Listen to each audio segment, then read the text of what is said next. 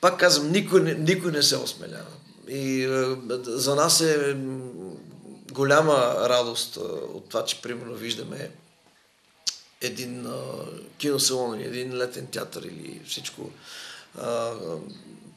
продадено. И в този случай тогава аз мога да кажа, че всъщност ти щом казваш, че си еди кой си, тук можеш да направиш така нещата, че наистина да докажеш, че си еди кой си. Това да се вереш хора на площада и кмета да плати е абсолютно не истина. Всеки може наистина. И те хората, примерно, ходят на някои от тези концерти, защото просто няма какво да правят вкъщи. А когато пуснеш афишите и всеки се нареди по някакъв начин на каста и извади 10 или 15 лева или 20 лева. Това е някакво от живелица. Вече. Значи ние сме доста старомодни.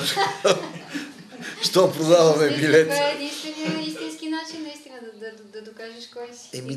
Колко струваш и за колкото оценяваш. Да, защото всички колеги, изключая Лили Иванов, всички други разчитат на участия, на частни купони, на 50 годишнини, на 80 годишнини, поканат тук, поканат ги там. Окей, ние също го правим това нещо, но когато искаме да докажем себе си по възможно най-истинския начин, че ти си един музикант и се тупаш гради толкова години, не на базата на това да чакаш някой кмет да те покани, а напротив. Влизаш в града Перник, пускаш афишите, някои ще се чудят какво ще правят сигнал там, някой не, но това е. Ако стане, стане. Разкажи, какво ще правят сигналта? Имаме намерение да направим концерт.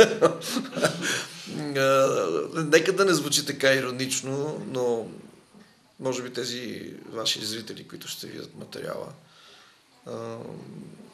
ще си отговорят на това, което искам да намекна, защото ние на времето в Перник правихме едни от най-убийствените си рок-концерти. Перник беше с една от най-убийствените рок-публики. И времената се смениха безвъзвратно, може би, не ми се иска да говоря точно по този начин, но пропиляхме едно-две поколения в една безкрайно нестойностна музика, наречена чалга. И нищо лично. Всеки има право да слуша това, каквото желае.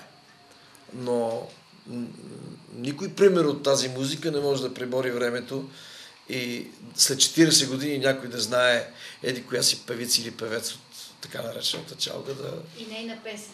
И нейна песен. Да пребори времето и да след 40 години някой да сети и да каже това беше така. Докато при нас и при някои от нашите стари колеги това нещо се е случило и се случва. Та за Перник много ми се иска. Ние тази зала сме пълнили неведнъж. Знаеме, че беднотията е жестока в момента. Пуснали сме едни билети от 10 лева, които са много далече под санитарния минимум на един билет за концерт.